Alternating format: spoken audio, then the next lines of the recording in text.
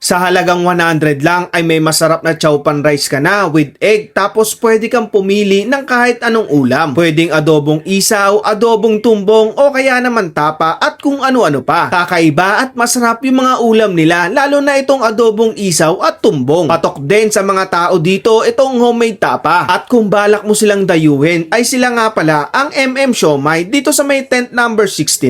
Dito mismo sa may Dabilan Food Park. Hawakan ko ma'am para medyo maganda. Okay. Ayan. Sure ka ma'am, 100 lang Yes, to? sir. Tapos, With egg na yan, sir. may Nalagyan egg. natin siya ng Ayan. Tapos, Tsaka ulam. pwede ako mamili ng kahit anong ulam dyan. Yes, sir. Kahit any ulam naman po, sir, pwede kayong mamili. Ito po ang tapa. Beef tapa, sir. Caldereta. Adobo. May pancit din kami, sir. Pork chop. Diyan po, sir. Baka gusto niyo. Pwede pa lang yung ulam yung pansit. Pa? Pwede lang. Pwede rin, sir. Ito po yung... Isaw, sir. Sige ma'am, bigyan mo na ako ng isaw. Ayan. Itong kabila ay... Tumbong, sir. May Tumbong. combo kami, sir. Pwede dalawang ulam. Ayan na. Ma'am, sa mga gustong tumikim, anong address nyo dito? Stolano po, 69 lang po. Hanapin nyo na lang po sa may Dabil. Dabilan. Ayan. Anong oras open? 3 a.m. Ay, 3 p.m. 3 p.m. Hanggang 9:30 p.m. Tapos Tuesday to Sunday. Apo.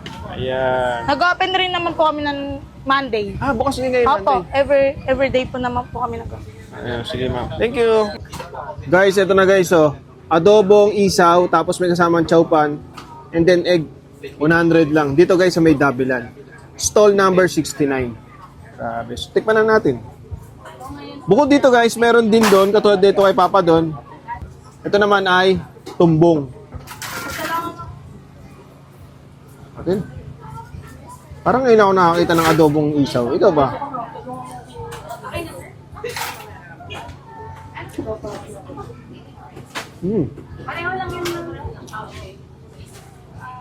Medyo may konting anghang. Tama-tama lang. Pero manageable lang yung anghang niya. Saktong-sakto yung konting alat niya para gawing ulam. Ang sarap niya ito. May kasama pang egg, no? Parang masarap yung tumbong doon, no? Oo.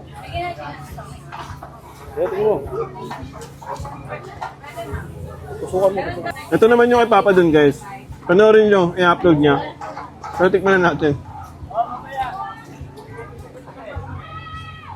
Grabe yung tumbong, bukang-buka sa gitna, oh.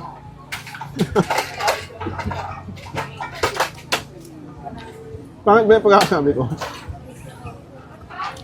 Ang pangit ba? Sakto lang. Parehas masarap. Kaya guys, kung pupunta kayo dito sa May Dabilan, sobrang dami mga kainan dito.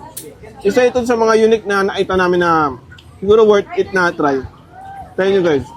Adobe isaw sa stall number 69.